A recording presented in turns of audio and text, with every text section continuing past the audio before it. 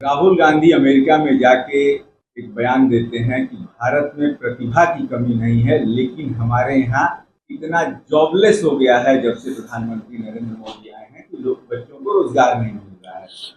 अब दूसरी बात, अमेरिका में जब जाके राहुल गांधी भारत की बातें करते हैं तो यहाँ आपके साथ सारी पार्टियां जो है तेल मिला होती है, लेकिन वही प्रधानमंत्री बनने के पहले 2013 से ही ऐलान होना शुरू हो गया था। अमेरिका के ही लोगों ने कहना शुरू कर दिया था कि अगला प्रधानमंत्री नरेंद्र मोदी बनेंगे। उस समय तो कोई नहीं खेल मिला रहा था। देखिए, 2-3 प्रश्न निकल करके आते हैं। आपने 2-3 प्रश्न किया और मैं मानता हूं कि आपके प्रश्नों को कहीं ना कहीं बहुत ही अच्छे तरीके से समाज के प्रत्येक वर्ग को तक पहुंचना चाहिए। सबसे पहला प्रश्न जो आपने किया कि राहुल गांधी अमेरिका में जाकर के बातें करते हैं, तो अमेरिका में जाकर के राष्ट्र विरोधी बातें करना और अमेरिका में जाकर के वसुधैव कुटुंबकम की बातें करना, ये दोनों ही बातें अलग होती हैं। जहां एक तरफ भारतीय जनता पार्टी अपनी विचारधारा के तहत वसुधैव कुटुंबकम की अवधारणा पे चलती है, वहीं राहुल गांधी अमेरिका में जाके वैसे सांसदों से मिलते हैं जो भारत विरोधी बयान देने के लिए जाने जाते हैं और भारत की एकता और अखंडता के लिए खतरा है। मैं आपके चैनल के माध्यम से 2-3 और प्रश्न जानने की कोशिश करूंगा। अभी हाल ही में एक PIL दायर किया जाता है और एक सुप्रीम कोर्ट में एक याचिका दायर की जाती है। उस याचिका में ये कहा जाता है कुछ 11 लोगों के द्वारा कि भारत इजराइल को हथियार न बेचे। ये हो सकता है कि इस प्रश्न के साथ प्रासंगिक नहीं बैठता हो, लेकिन उसके अंतर्गत आने वाले जो 11 लोग हैं, उन 11 लोगों की कमिटी कहीं ना कहीं सोनिया गांधी जब सत्ता में थी और सत्ता में खास करके ये कांग्रेस पार्टी जब सत्ता में थी, तो उस समय आपने देखा होगा कि ये 11 लोगों की कमिटी किस तरीके से राष्ट्र विरोधी गतिविधियों में और लिप्त पाई जाती थी। याकूब मेनन को फांसी रोकने के लिए 12 बजे रात में इसी कमिटी के कुछ एक लोग जो है, मेरी पूरी बात पूरी होने दीजिएगा मनोज जी, तभी चीजें जो है आम लोगों तक पहुंच पाएंगी। वो याकूब मेनन की फांसी रुकवाने की बात करते हैं ये लोग कसाब को प्राण दंड से मुक्ति दिलाने की बात करते हैं ये लोग। इनके साथ जुड़े हुए लोगों का नारा है भारत तेरे टुकड़े होंगे इंशाअल्लाह इंशाअल्लाह। हर घर से अफजल निकलेगा, तो हर घर से जब अफजल निकलेगा तो उस अफजल का इलाज होगा कि नहीं होगा। राहुल गांधी जाकर के विदेशों में कहते हैं, खास करके प्रेस क्लब्स में कहते हैं कि भारत में नौकरी नहीं है, और ये कहीं उन्होंने नहीं कहा कि भारत में प्रतिभा की कमी नहीं है। उन्होंने कहा कि 2014 के बाद भारत की स्थिति अलग है, 2014 से पहले। मैं तो मानता हूं 2014 के बाद आज भारत जो है वो 10वीं से 5वीं सबसे बड़ी इकोनॉमी बना, उसके अलावा सांस्कृतिक नवचेतना का केंद्र बना। इसके अलावा ये भी देखने की बात है कि 2014 के पहले किस तरीके से बम विस्फोट हुआ करते थे, और उसके अलावा नक्सलिज्म का सबसे बड़ा केंद्र भारत किस तरीके से बनता जा रहा है।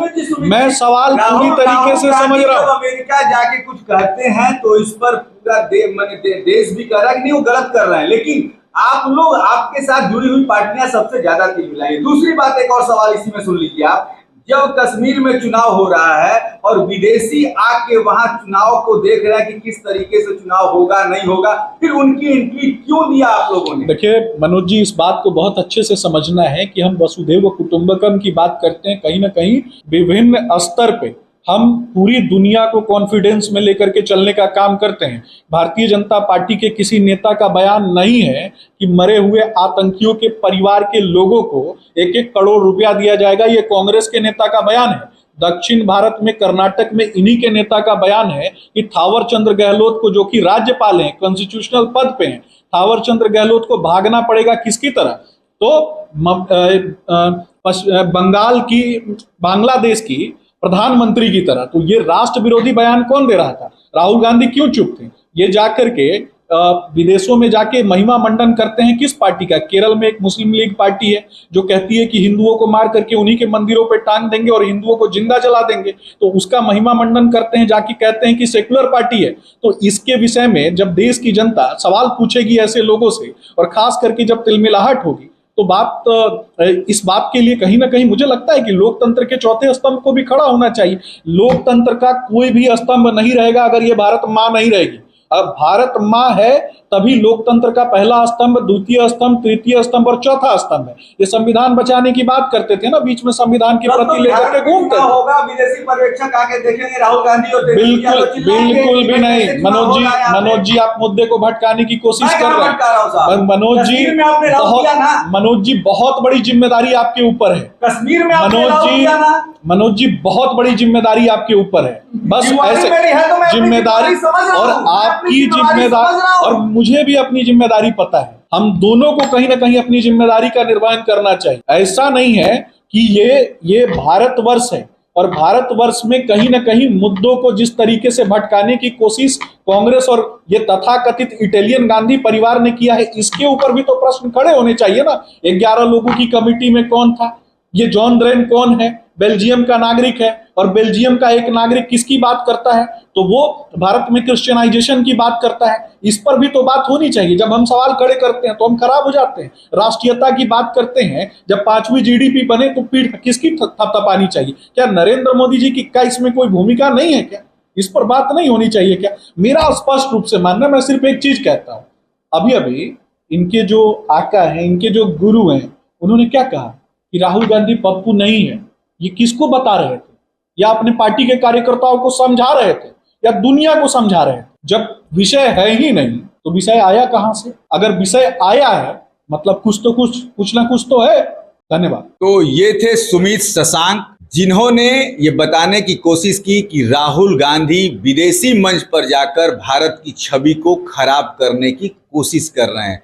लेकिन उसी विदेशी मंच, उसी अमेरिका से प्रधानमंत्री नरेंद्र मोदी को भी प्रधानमंत्री बनाने की बात उस समय उछाली गई थी 2013 के नवंबर दिसंबर में। ये भी बिहार के दर्शकों को बात याद होगी। लेकिन सबसे बड़ी बात है कि भारत की बात विदेश में जाकर करना और भारत की इज्जत को कहीं उछालना, ये तो कहीं ना कहीं से जायज नहीं है। अब देखना ये होगा कि क्या आने वाले जो विधानसभा चुनाव होने वाले हैं 4 राज्यों में, कहीं उसको भटकाने के लिए, उसको प्रभावित करने के लिए राहुल गांधी ये प्रोपेगेंडा तो नहीं तैयार कर रहे हैं। इस पर भी हमारी नज़र बनी रहेगी। आप बने रहिए हमारे साथ।